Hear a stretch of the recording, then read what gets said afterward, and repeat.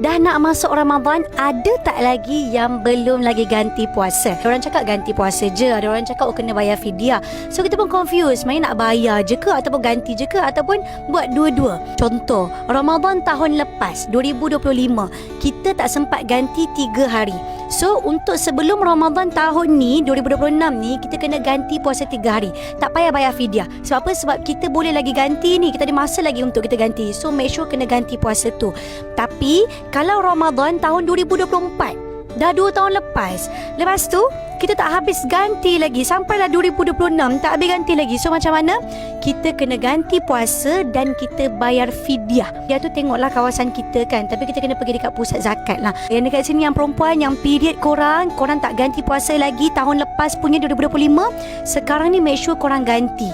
Okay, ganti sampai sebelum Ramadan tahun ni. Tapi kalau siapa-siapa 2024, 2023, 2022 punya tak ganti lagi, tak habis lagi, korang still kena ganti puasa dan extra korang kena bayar fidyah.